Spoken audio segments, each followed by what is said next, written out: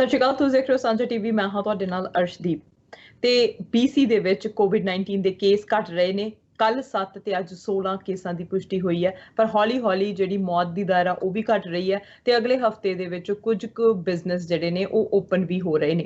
BC ਦੇ ਵਿੱਚ ਕਿਸ ਤਰ੍ਹਾਂ ਦੀ ਸਥਿਤੀ ਹੈ, ਕੀ ਟ੍ਰਾਇਲ ਦੁਨੀਆ ਭਰ ਦੇ ਵਿੱਚ ਹੋ ਰਹੇ ਨੇ, ਵੈਕਸੀਨ ਕਦੋਂ ਆਵੇਗੀ, ਕਦੋਂ ਨਹੀਂ ਆਵੇਗੀ, ਸੋ ਇਸ ਸਭ ਬਾਰੇ ਜਾਣਕਾਰੀ ਲੈਣ ਦੇ ਲਈ ਅੱਜ ਫਿਰ ਤੋਂ ਮੇਰੇ ਨਾਲ ਡਾਕਟਰ ਪ੍ਰਗਟ ਸਿੰਘ ਭੁਰਜੀ ਨੇ। ਆਓ ਉਹਨਾਂ ਦਾ ਸਵਾਗਤ ਕਰਦੇ ਹਾਂ ਤੇ ਉਹਨਾਂ ਤੋਂ ਜਾਣਕਾਰੀ ਲੈਂਦੇ ਹਾਂ। ਸੋ ਡਾਕਟਰ ਭੁਰਜੀ, ਸਵਾਗਤ ਹੈ ਤੁਹਾਡਾ। ਬਹੁਤ ਬਹੁਤ ਧੰਨਵਾਦ ਅਰਸ਼ ਬੱਚੇ, ਔਰ ਤੁਸੀਂ ਬਹੁਤ ਸੋਹਣਾ ਕੰਮ ਕਰ ਰਹੇ ਹੋ। ਔਰ ਸਾਰੇ ਦੇਖਣ ਵਾਲਿਆਂ ਨੂੰ ਸਤਿ ਸ੍ਰੀ ਅਕਾਲ, ਨਮਸਤੇ, ਸਲਾਮ, ਆਦਾਬ, ਵਾਹਿਗੁਰੂ ਜੀ ਕਾ ਖਾਲਸਾ, ਵਾਹਿਗੁਰੂ ਜੀ ਕੀ ਫਤਿਹ। ਵਾਹਿਗੁਰੂ ਜੀ ਕੀ ਫਤਿਹ ਜੀ। ਬਿਲਕੁਲ ਡਾਕਟਰ ਭੁਰਜੀ, ਜਿੱਦਾਂ ਮੈਂ ਦੱਸਿਆ ਕਿ BC ਦੇ ਵਿੱਚ ਕੇਸ ਘਟ ਰਹੇ ਹੈਗੇ ਆ। ਹੁਣ ਅਸੀਂ ਓਪਨ ਫਾਈਨਲੀ ਬਹੁਤ ਸਾਰੀਆਂ ਚੀਜ਼ਾਂ ਜਿਹੜੀਆਂ ਹੋ ਜਾਣੀਆਂ ਨੇ। ਸੋ ਇਸ ਵੀਕ ਦੇ ਵਿੱਚ ਕੀ ਅਪਡੇਟਸ ਆਈਆਂ ਨੇ COVID-19 ਦੀ ਸਥਿਤੀ ਨੂੰ ਲੈ ਕੇ, ਸਿਚੁਏਸ਼ਨ ਨੂੰ ਲੈ ਕੇ? ਬ੍ਰਿਟਿਸ਼ ਕੋਲੰਬੀਆ ਪੂਰੇ ਨਾਰਥ ਅਮਰੀਕਾ ਦੇ ਵਿੱਚ ਸਾਰੇ ਤੋਂ ਵਧੀਆ ਚੱਲ ਰਿਹਾ, ਜਿਹੜਾ ਵੀ ਜੂਰਿਸਡਿਕਸ਼ਨ 5 ਮਿਲੀਅਨ ਤੋਂ ਉੱਤੇ ਆ। ਜਿਹੜਾ ਸਾਡਾ ਨਿਊਨੋਵੇਟ ਜਿਹੜੀ ਟੈਰੀਟਰੀ ਆ, ਉੱਥੇ ਇੱਕ ਵੀ ਕੇਸ ਨਹੀਂ ਆਇਆ। ਔਰ ਦੂਜੇ ਪ੍ਰੋਵਿੰਸਿਸ ਜਿੱਦਾਂ Saskatchewan, Manitoba, Newfoundland, Nova Scotia, Prince Edward Island ਤੇ ਨਿਊ ਬਰੰਸਵਿਕ, ਉੱਥੇ ਵੀ ਕੇਸ ਬਹੁਤ ਘੱਟ ਰਹੇ। ਸੋ ਸਾਡਾ ਮੇਨ ਜਿਹੜਾ ਟਰਬਲ ਹੈਗਾ ਉਹ ਪ੍ਰੋਵਿੰਸ ਆਫ ਕਿਊਬੈਕ ਤੇ ਓਨਟਾਰੀਓ ਦੇ ਵਿੱਚ ਹੈਗਾ। ਬ੍ਰਿਟਿਸ਼ ਕੋਲੰਬੀਆ 'ਚ ਜਿਹੜੇ ਨਵੇਂ ਕੇਸਿਸ ਹੈਗੇ ਆ, ਭਾਵੇਂ ਉਹ ਕਦੀ 7 ਹੋ ਜਾਂਦੇ, 16 ਹੋ ਜਾਂਦੇ ਆ, ਲੇਕਿਨ ਅਸੀਂ ਇਹ ਦੇਖ ਰਹੇ ਹਾਂ ਵੀ ਇਨਫੈਕਟਿਵਿਟੀ ਇਹਦੀ ਘਟ ਰਹੀ ਆ। ਹਸਪੀਟਲ 'ਚ ਪੇਸ਼ੈਂਟਸ ਘਟ ਰਹੇ ਆ, ICU 'ਚ ਪੇਸ਼ੈਂਟ ਘਟ ਰਹੇ, ICU 'ਚ 16, ਹਸਪੀਟਲ 'ਚ 66 ਆ। ਬ੍ਰਿਟਿਸ਼ ਕੋਲੰਬੀਆ 'ਚ 6000 ਤੋਂ ਜ਼ਿਆਦਾ ਹਸਪੀਟਲ ਬੈੱਡ ਆ। ਅਗਰ ਆਪਾਂ ਕੈਲਕੂਲੇਟ ਕਰ ਲਈਏ ਕੋਵਿਡ ਵਾਲੇ, ਤਾਂ ਕਰੀਬਨ 80 ਹੈਗੇ ਆ ਜਿਹੜੇ ਆਕੂਪਾਈ ਕਰ ਰਹੇ ਆ। ਸੋ 5920 ਬੈੱਡ ਤਾਂ ਉਹਦਾ ਮਤਲਬ ਆਵਾਮ ਵਾਸਤੇ ਹੈਗੇ ਆ। ਸੋ ਬ੍ਰਿਟਿਸ਼ ਕੋਲੰਬੀਆ ਦੀ ਸਥਿਤੀ ਬਹੁਤ ਵਧੀਆ। ਇਸ ਕਰਕੇ ਮਾਨਯੋਗ ਸਾਡੇ ਪ੍ਰੀਮੀਅਰ ਸਾਹਿਬ ਨੇ ਪਿਛਲੇ ਹਫ਼ਤੇ ਅੱਜ ਦੇ ਦਿਨ ਹੀ, ਬੁੱਧਵਾਰ ਦੇ ਦਿਨ ਹੀ ਐਲਾਨ ਕੀਤਾ ਸੀ ਵੀ ਕੁਛ ਅਦਾਰੇ ਖੁੱਲਣਗੇ, ਲੇਕਿਨ ਜਿਹੜਾ ਸਾਡਾ ਫਿਜ਼ੀਕਲ ਡਿਸਟੈਂਸ ਹੈ ਉਹ ਫਿਰ ਮੇਨਟੇਨ ਕਰਨਾ। ਮੈਂ ਆਪਣੀ ਕਲੀਨਿਕ 'ਚ ਜਾ ਕੇ ਪਲੈਕਸੀ ਗਲਾਸ ਲਾਏ ਹੋਏ ਆ ਕਾਊਂਟਰ 'ਚ, ਜਿੱਥੇ ਮੇਰਾ ਟੇਬਲ ਸੀ ਔਰ ਪੇਸ਼ੈਂਟ ਦੇ ਨਾਲ ਇੰਟਰੈਕਟ ਕਰਨਾ, ਉੱਤੇ ਵੀ ਸੈਨੀਟਾਈਜ਼ਰ ਅਸੀਂ ਇੱਕ ਫੈਮਿਲੀ ਪਰ ਟਾਈਮ ਹੀ ਦੇਖਿਆ ਕਰਾਂਗੇ। ਨਹੀਂ ਤਾਂ ਪਹਿਲਾਂ ਤੁਹਾਨੂੰ ਪਤਾ ਵੇਟਿੰਗ ਰੂਮ 'ਚ ਕਾਫੀ ਲੋਕ ਆ ਕੇ ਬਹਿੰਦੇ ਹੁੰਦੇ ਸੀ। ਸੋ ਜਿਹੜੇ ਬਿਜ਼ਨਸ ਅਦਾਰੇ ਉਹਨਾਂ ਨੂੰ ਥੋੜਾ ਮੋਡੀਫਾਈ ਪਲਾਨ ਦੇ ਨਾਲ ਚੱਲਣਾ ਪੈਣਾ। ਜਿਹੜੀ ਬੀਚਿਸ ਆ, ਪਾਰਕਸ ਆ, ਡੇ ਟਾਈਮ ਵਾਸਤੇ ਖੁੱਲਣਗੀਆਂ। ਬਾਕੀ ਜਿਹੜੇ ਰੈਸਟੋਰੈਂਟ ਵਾਲੇ ਆ ਉਹ ਵੀ ਕਹਿ ਰਹੇ ਆ, ਕਿਉਂਕਿ ਯੂਰਪ 'ਚ ਕਾਫੀ ਰੈਸਟੋਰੈਂਟ ਹੈ ਨਾ, ਉਹਨਾਂ ਨੇ ਟੇਬਲ ਬਾਹਰ ਲਾਏ ਹੋਏ ਆ ਔਰ ਇੱਕ ਟੇਬਲ ਦੂਜੇ ਟੇਬਲ ਨਾਲੋਂ 6-8 ਫੁੱਟ ਦੂਰ ਆ, ਜਾਂ ਫਿਰ ਟੇਬਲ ਵਾਲੇ ਅੰਦਰ ਹੈਗੇ ਤੇ ਪਲੈਕਸੀ ਗਲਾਸ ਜਾਂ ਕਰਟਨ ਸੇ ਕੋਈ ਵੀ ਬੈਰੀਅਰ ਲਾ ਸਕਦੇ। ਬੇਸਿਕਲੀ ਗੱਲ ਇਹ ਆ ਵੀ ਇੱਕ ਤੋਂ ਦੂਜੇ ਤੱਕ ਸਪਰੈਡ ਨਹੀਂ ਹੋਣਾ। ਬਾਕੀ ਹੈਂਡ ਹਾਈਜੀਨ ਤੇ ਦੂਜੀਆਂ ਚੀਜ਼ਾਂ ਜਿਹੜੀਆਂ ਆਪਾਂ ਕਰਦੇ ਆ ਉਹ ਸਾਰੇ ਐਜੂਕੇਟਿਡ ਹੋ ਚੁੱਕੇ ਆ। ਕੈਨੇਡਾ ਦੇ ਵਿੱਚ ਕਹੀਏ ਤੇ ਓਵਰਆਲ ਸਥਿਤੀ ਪੂਰੇ ਵਰਲਡ ਨਾਲੋਂ ਚੰਗੀ ਹੈ, ਖਾਸ ਕਰਕੇ ਅਗਰ ਆਪਾਂ ਸਾਡਾ ਸਾਊਥ ਜਿਹੜੀ ਮੇਨ ਕੰਟਰੀ ਜਿੱਦਾਂ ਆਪਾਂ ਡੀਲ ਕਰਦੇ ਆ ਅਮਰੀਕਾ, 90% ਸਾਡਾ ਬਿਜ਼ਨਸ, ਸਾਡੇ ਸੰਸਕ੍ਰਿਤੀ, ਸਾਡਾ ਕਾਰ ਵਿਹਾਰ, ਸਾਡੀ ਸੋਚਣੀ, ਸਾਡੀ ਉੱਠਣੀ ਬੈਠਣੀ ਅਮਰੀਕਾ ਦੇ ਨਾਲ ਹੈ। ਸੋ ਉਹਦੇ ਨਾਲੋਂ ਅਸੀਂ ਫਿਰ ਵੀ ਵਧੀਆ। ਅਗਰ ਆਪਾਂ ਕਹੀਏ ਵੀ ਸਾਡੀ 5200 ਡੈਥ ਹੋਈਆਂ, ਉਹਨਾਂ ਦੀਆਂ 82-83 ਹਜ਼ਾਰ ਹੋਈਆਂ। ਸੋ ਉਹ ਕੰਟਰੀ 10 ਟਾਈਮ ਸਾਡੇ ਤੋਂ ਵੱਡਾ। ਸੋ ਉਹਦੇ ਨਾਲੋਂ ਕਾਫੀ ਜ਼ਿਆਦਾ ਉਹਨਾਂ ਨੂੰ ਤਰਾਸਦੀ ਜ਼ਿਆਦਾ ਫੇਸ ਕਰਨੀ ਪਈ, ਖਾਸ ਕਰਕੇ ਨਿਊਯਾਰਕ, ਨਿਊ ਜਰਸੀ, ਇਸ ਇਲਾਕਿਆਂ 'ਚ। ਲੇਕਿਨ ਇਹ ਵਾਇਰਸ ਜਿਹੜਾ ਹੈਗਾ ਨਾਰਥ ਅਮਰੀਕਾ 'ਚ ਹੁਣ ਹੌਲੀ ਹੌਲੀ ਘਟਦਾ ਜਾ ਰਿਹਾ। ਰਸ਼ੀਆ 'ਚ ਵੱਧਦਾ ਜਾ ਰਿਹਾ, ਦੂਜੀ ਕੰਟਰੀ 'ਚ ਹੋ ਸਕਦਾ ਵੀ ਵਧੇ। ਕੁਝ ਕੰਟਰੀਆਂ ਨੇ ਨਾ ਲੋਕਡਾਊਨ ਖੋਲ ਦਿੱਤਾ ਸੀ, ਜਿੱਦਾਂ ਜਰਮਨੀ, ਸਾਊਥ ਕੋਰੀਆ, ਤੇ ਉਹਨਾਂ ਨੇ ਸਪਾਈਕ ਦੇਖੇ ਵੀ ਕੇਸਿਸ ਵਧੇ ਆ, ਲੇਕਿਨ ਉਹ ਇੰਨੇ ਨਹੀਂ ਆ ਵੀ ਉਹਨਾਂ ਨੂੰ ਲੋਕਡਾਊਨ ਫੇਰ ਕਰਨਾ ਪਏ। ਉਹ ਕੰਟਰੋਲ ਤੇ ਲੈ ਕੇ ਆ ਰਹੇ। ਲੈਬਨਾਨ, ਬੇਰੂਟ ਆ, ਜਿਹਦੇ ਵਿੱਚ ਕੇਸਿਸ ਬਹੁਤ ਜ਼ਿਆਦਾ ਵੱਧ ਗਏ ਆ, ਤੇ ਹੁਣ ਉਹ ਡਿਬੇਟ ਕਰ ਰਹੇ ਆ ਵੀ ਲੋਕਡਾਊਨ ਦੁਬਾਰਾ ਲੈ ਕੇ ਆਈਏ ਕਿ ਨਾ ਲੈ ਕੇ ਆਈਏ। ਸੋ ਅਗਰ ਅਸੀਂ ਵੀ ਲੋਕਡਾਊਨ ਪੂਰੀ ਤਰ੍ਹਾਂ ਖੋਲਦੇ, ਸਾਨੂੰ ਨਹੀਂ ਪਤਾ ਵੀ ਕੇਸਿਸ ਸਾਡੇ ਵਧਣਗੇ ਕਿ ਨਹੀਂ ਵਧਣਗੇ। ਲੇਕਿਨ ਅਸੀਂ ਇਹ ਦੇਖ ਲਿਆ ਵੀ ਸਾਡੇ ਕੋਲ ਮੈਨ ਪਾਵਰ ਹੈਗੀ ਆ, ਸਾਡੇ ਕੋਲ ਹਸਪੀਟਲ ਕੈਪੈਸਿਟੀ ਹੈਗੀ ਆ, ਸਾਡੇ ਕੋਲ ਸਾਰਾ ਅਰੇਂਜਮੈਂਟ ਹੈਗਾ। ਅਗਰ ਕੇਸ ਵੱਧਦੇ ਵੀ ਆ ਤੇ ਅਸੀਂ ਉਹਨਾਂ ਨਾਲ ਡੀਲ ਕਰ ਸਕਦੇ। ਜੀ ਬਿਲਕੁਲ, ਜਿਵੇਂ ਤੁਸੀਂ ਦੱਸਿਆ ਕਿ ਐਮਰਜੈਂਸੀ ਦੀ ਜਿਹੜੀ ਸਥਿਤੀ ਹੈ BC ਦੇ ਵਿੱਚ ਵੀ ਹੁਣ ਵਧਾ ਦਿੱਤੀ ਗਈ ਹੈ। ਫਿਰ 2 ਵੀਕਸ ਦੇ ਲਈ ਹੋਰ ਐਮਰਜੈਂਸੀ ਪੀਰੀਅਡ ਜਿਹੜਾ ਐਕਸਟੈਂਡ ਕਰ ਦਿੱਤਾ ਗਿਆ ਹੈਗਾ ਆ।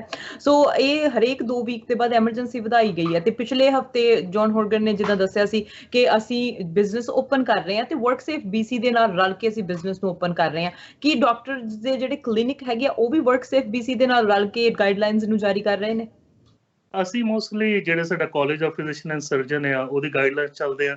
ਦੇਖੋ, ਸਾਡਾ ਜਿਹੜਾ ਹੈਗਾ ਐਸੈਂਸ਼ੀਅਲ ਵਰਕ ਦੇ ਵਿੱਚ ਆਉਂਦਾ, ਜਿਹੜਾ ਡਾਕਟਰ ਆ ਪੇਸ਼ੈਂਟ ਨੂੰ, ਹੁਣ ਪੇਸ਼ੈਂਟ ਆ ਕਈ ਵਾਰ ਹਸਪੀਟਲ ਨਹੀਂ ਹੁੰਦਾ, ਘਰੇ ਹੁੰਦਾ, ਉਹ ਵੀ ਸਿੱਖ ਹੋ ਸਕਦਾ। ਅਗਰ ਅਸੀਂ ਉਹਨਾਂ ਨੂੰ ਵਰਚੁਅਲੀ ਦੇਖ ਕੇ ਸੈਟੀਸਫਾਈਡ ਹੈ, ਉਹ ਸੈਟੀਸਫਾਈਡ ਹੈ ਤੇ ਗੁੱਡ ਹੈ। ਅਜੇ ਵੀ ਮੈਂ ਬਹੁਤ ਸਾਰਾ ਕੰਮ ਵਰਚੁਅਲ ਟੈਕਨੋਲੋਜੀ ਦੇ ਨਾਲ ਕਰ ਰਿਹਾ, ਜਿੱਦਾਂ ਤੁਹਾਡਾ ਇੰਟਰਵਿਊ ਵੀ ਹੁਣ ਅਸੀਂ ਵਰਚੁਅਲ ਟੈਕਨੋਲੋਜੀ ਦੇ ਨਾਲ ਹੀ ਕਰ ਰਹੇ, ਮੈਂ ਸਟੂਡੀਓ 'ਚ ਨਹੀਂ ਹਾਂ। ਸੋ ਉਹਦਾ ਹੀ ਟੈਲੀ ਹੈਲਥ ਜਾਂ ਵਰਚੁਅਲ ਹੈਲਥ ਦੇ ਨਾਲ ਅਸੀਂ ਬਹੁਤ ਸਾਰਾ ਕੰਮ ਕਰ ਰਹੇ ਹਾਂ। ਔਰ ਕੈਨੇਡਾ ਦੇ ਵਿੱਚ ਨਾ ਹੁਣ ਸਰਵੇਸ ਆ ਰਹੀਆਂ, the power of Canadian physician cellphone ਵੀ ਪਾਵਰਫੁਲ ਟੂਲ ਬਣ ਗਿਆ। ਤੁਸੀਂ ਪੇਸ਼ੈਂਟਸ ਦੇ ਨਾਲ, ਪੇਸ਼ੈਂਟ ਤੁਹਾਡੇ ਨਾਲ ਕਮਿਊਨੀਕੇਟ ਕਰ ਰਹੇ ਆ, ਔਰ ਕਰੀਬਨ 35% ਪੇਸ਼ੈਂਟਸ ਹੁਣ ਰਿਪੋਰਟ ਕਰਨ ਲੱਗ ਪਏ ਆ ਵੀ ਇਹ ਤੇ ਗੱਲ ਹੀ ਬਹੁਤ ਵਧੀਆ। ਪਹਿਲਾਂ ਤੁਸੀਂ ਘਰੋਂ ਕੱਪੜੇ ਪਾ ਕੇ ਜਾਓ, ਫਿਰ ਵੇਟ ਕਰੋ ਡਾਕਟਰ ਦੇ ਆਫਿਸ 'ਚ, ਫਿਰ ਡਾਕਟਰ ਦੇਖੇ, ਫਿਰ ਤੁਸੀਂ 2-4 ਘੰਟੇ ਵੇਸਟ ਹੁੰਦੇ ਆ।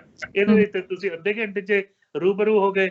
ਸੋ 35% ਲੋਕੀ ਕਹਿ ਰਹੇ ਆ ਵੀ ਅਗਰ ਸਾਡੇ ਕੋਲ ਮਾਈਨਰ ਚੀਜ਼ਾਂ ਤਾਂ ਅਸੀਂ ਵਰਚੁਅਲ ਟੈਕਨੋਲੋਜੀ ਦੇ ਨਾਲ ਹੀ ਇਹਨੂੰ ਨਿਬੇੜਾਂਗੇ।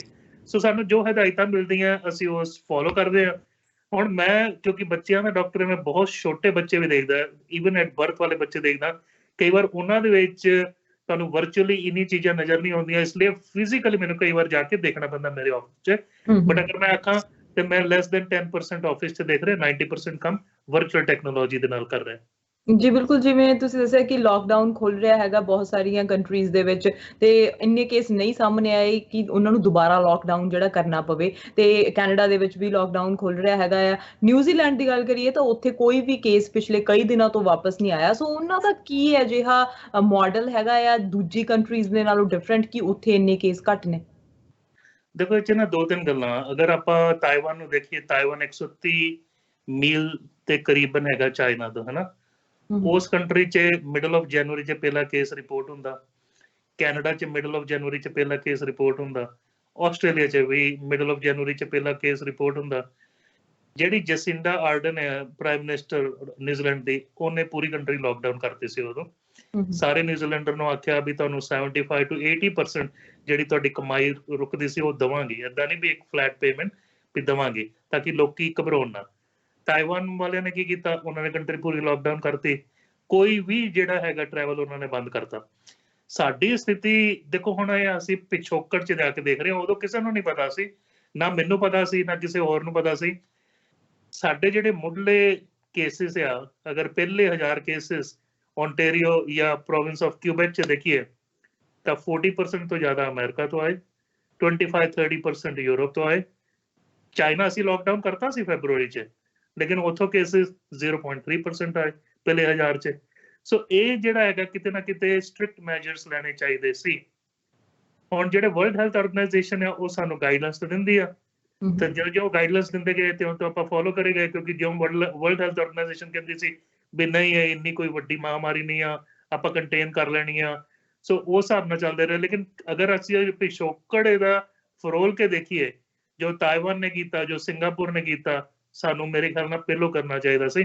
ਇਸ ਲਈ ਤੁਸੀਂ ਦੇਖੋ ਜਿਹੜਾ ਬਾਰਡਰ 21 ਮਈ ਨੂੰ ਅਸੀਂ ਖੋਲਣਾ ਚਾਹੁੰਦੇ ਸੀ, ਸਾਡਾ ਪਲੇਨ ਦਾ ਬਾਰਡਰ ਜਿਹੜਾ ਹੈਗਾ ਉਹ ਹੁਣ 21 ਜੂਨ ਤੱਕ, ਸੌਰੀ 21 ਜੂਨ ਤੱਕ ਉਹਦੀ ਡੇਟ ਚਲੇਗੀ ਆ, ਉਹ ਵੀ ਰਿਵਿਊ ਹੋਊਗਾ।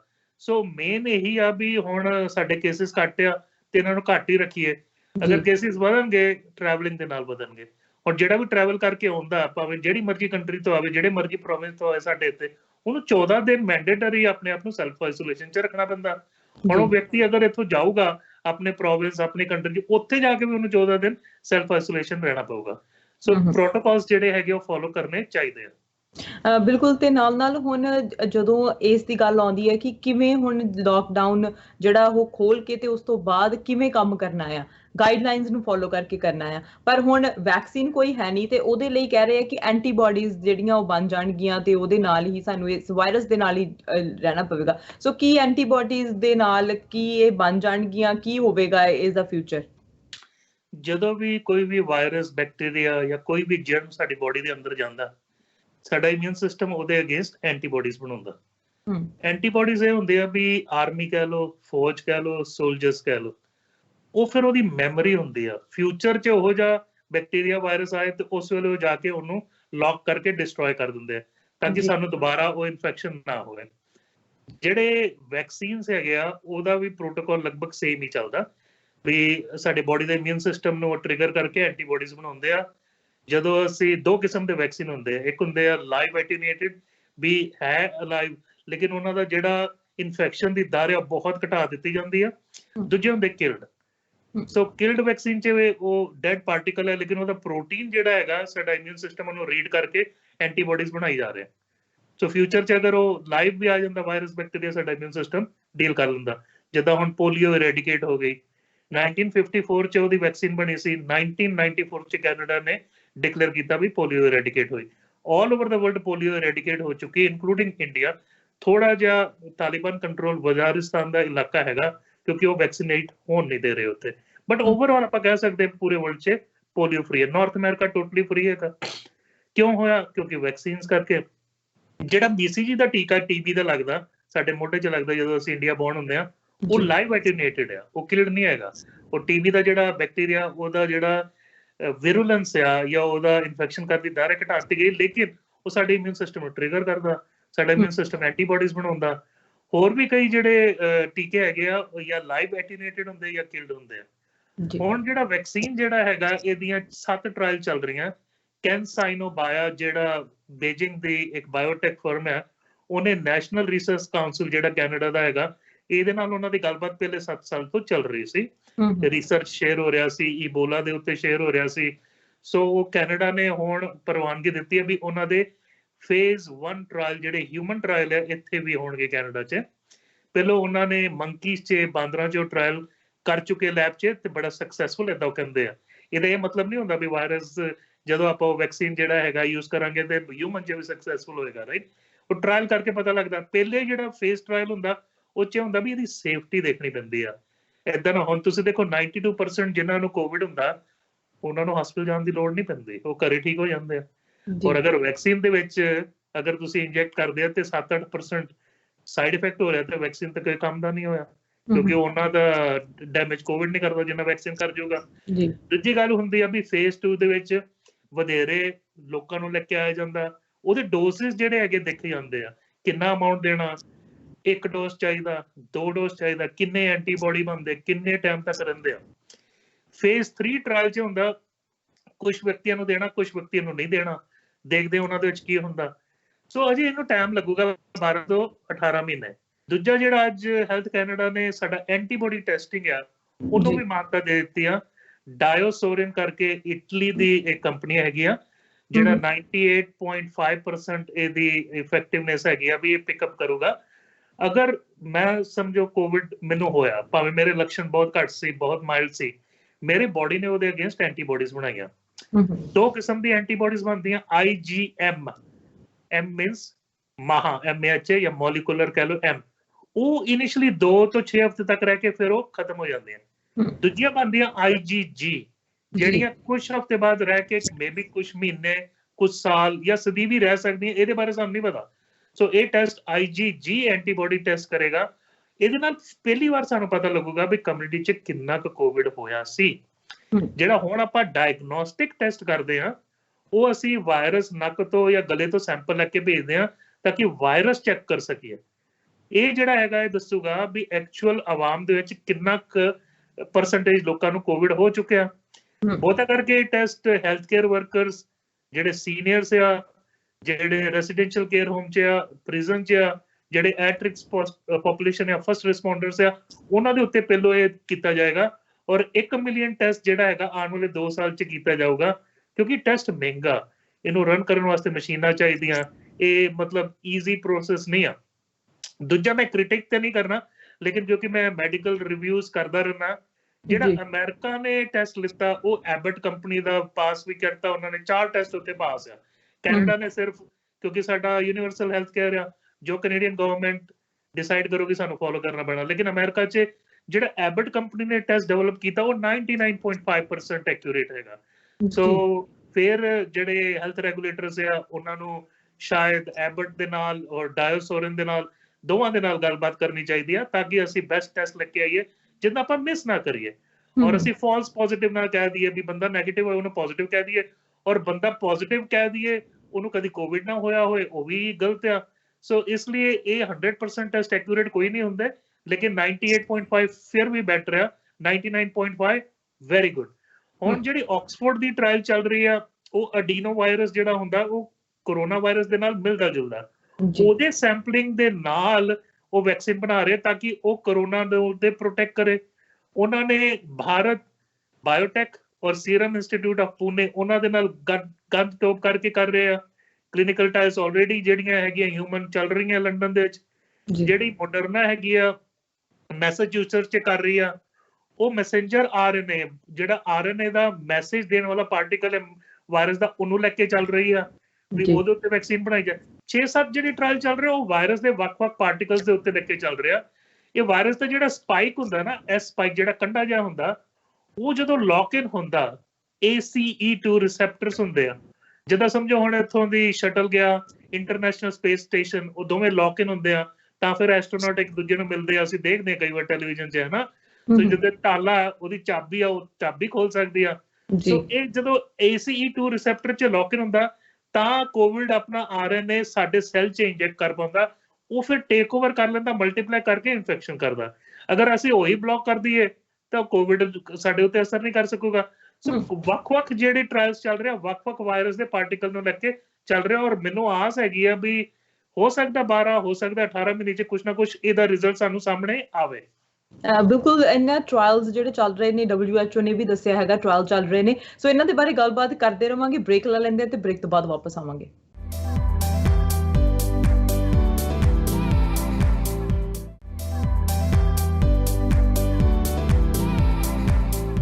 Welcome back after a short break. You are watching Sanjha TV ਤੇ ਗੱਲਬਾਤ ਹੋ ਰਹੀ ਹੈ ਡਾਕਟਰ ਪ੍ਰਗਟ ਸਿੰਘ ਪੁਰਜੀ ਦੇ ਨਾਲ। ਸੋ ਡਾਕਟਰ ਪੁਰਜੀ, ਆਪਾਂ ਬ੍ਰੇਕ ਤੋਂ ਪਹਿਲਾਂ ਗੱਲਬਾਤ ਕੀਤੀ ਕਿ ਕਿੱਥੇ ਟ੍ਰਾਇਲ ਚੱਲ ਰਹੇ ਨੇ, ਕਿੰਨੇ ਟ੍ਰਾਇਲ ਚੱਲ ਰਹੇ ਨੇ, ਕਿਉਂਕਿ ਵੈਕਸੀਨ ਆਉਣੀ ਲਾਜ਼ਮੀ ਹੈਗੀ ਆ। ਸੋ ਹੁਣ ਜੇ ਟ੍ਰਾਇਲ ਦੀ ਆਪਾਂ ਗੱਲ ਕਰ ਹੀ ਰਹੇ ਹਾਂ ਤਾਂ ਟ੍ਰਾਇਲ ਜਦੋਂ ਹਿਊਮਨ ਦੇ ਉੱਤੇ ਹੁੰਦਾ ਆ, ਸੋ ਉਹਨਾਂ ਦੇ ਉੱਤੇ ਦੇਖਿਆ ਜਾਂਦਾ ਹੈ ਕਿ ਇਹ ਵਰਕ ਕਰਦੀ ਹੈ ਕਿ ਨਹੀਂ ਕਰਦੀ। ਸੋ ਹਿਊਮਨ ਨੂੰ ਵੀ ਉਹਦੇ ਨਾਲ ਨੁਕਸਾਨ ਹੋ ਸਕਦਾ ਹੈ ਕਿ ਟ੍ਰਾਇਲ ਦੇ ਨਾਲ ਵੀ ਜਾਨ ਜਾ ਸਕਦੀ ਹੈ। ਸੋ ਕੀ ਪ੍ਰੋਸੈਸ ਹੁੰਦਾ ਆ? ਜਿਹੜੇ ਟ੍ਰਾਇਲ ਦੇ ਵਿੱਚ ਜਿਹੜੇ ਲੋਕੀ ਭਰਤੀ ਹੁੰਦੇ ਆ ਉਹ ਇੱਕ ਤਾਂ ਦਲੇਰ ਬਹੁਤ ਹੁੰਦੇ ਆ ਵੀ ਉਹ ਡਰਦੇ ਨਹੀਂ ਆ, ਔਰ ਉਹਨਾਂ ਦੇ ਮਨ 'ਚ ਜਜ਼ਬਾ ਹੁੰਦਾ ਵੀ ਮੈਂ ਮਨੁੱਖੀ ਕੌਮ ਵਾਸਤੇ ਕੁਛ ਨਾ ਕੁਛ ਕਰਨਾ, ਵੀ ਮੈਂ ਆਪਣੀ ਕੁਰਬਾਨੀ ਦੇਵਾਂ। ਕਿਉਂਕਿ ਰਿਸਕ ਤਾਂ ਹੈਗਾ, ਉਹਨਾਂ ਨੂੰ ਕੋਈ ਵੈਕਸੀਨ ਤੋਂ ਸਾਈਡ ਇਫੈਕਟ ਆ ਜਾਊਗਾ, ਹੋ ਸਕਦਾ ਵੀ ਉਹਨਾਂ ਨੂੰ ਕੋਵਿਡ ਹੋਊਗਾ, ਇਹ ਵੈਕਸੀਨ ਦਿੱਤੀ ਹੋਏਗੀ, maybe body hyper immune response 'ਚ ਜਾਊਗੀ, ਕੁਛ ਵੀ ਹੋ ਸਕਦਾ। ਹੁਣ ਦੇਖੋ ਕਈ ਲੋਕੀ ਜਿਹੜੇ ਹੈਗੇ ਆਪਣਾ ਇੱਕ ਕਿਡਨੀ ਦਾਨ ਦਿੰਦੇ ਆ ਅਨਰਿਲੇਟਡ ਪਰਸਨ ਨੂੰ, ਦਇਆ ਦੀ ਭਾਵਨਾ ਦੇ ਨਾਲ। ਸੋ ਇਹਨੂੰ ਕਹਿੰਦੇ ਐਲਟਰੂਇਜ਼ਮ, ਵੀ ਐਲਟਰੂਇਸਟਿਕ ਬਿਹੇਵੀਅਰ, ਵੀ ਅਸੀਂ ਹਿਊਮੈਨਿਟੀ ਵਾਸਤੇ ਕੁਝ ਕਰਨਾ। ਦੂਜਾ, ਉਹਨਾਂ ਨੂੰ ਥੋੜੇ ਪੈਸੇ ਵੀ ਦਿੱਤੇ ਜਾਂਦੇ ਤਾਂ ਕਿ ਉਹਨਾਂ ਨੂੰ ਥੋੜਾ ਜਿਹਾ ਮੋਨਿਟਰੀ ਫੰਡ ਦਿੱਤਾ ਜਾਂਦਾ। ਔਰ ਇਹਦੇ ਵਿੱਚ ਬੇਸਿਕਲੀ ਯੰਗ ਲੋਕ ਜਾਂ ਯੂਥ ਰਿਕਰੂਟ ਕੀਤਾ ਜਾਂਦਾ।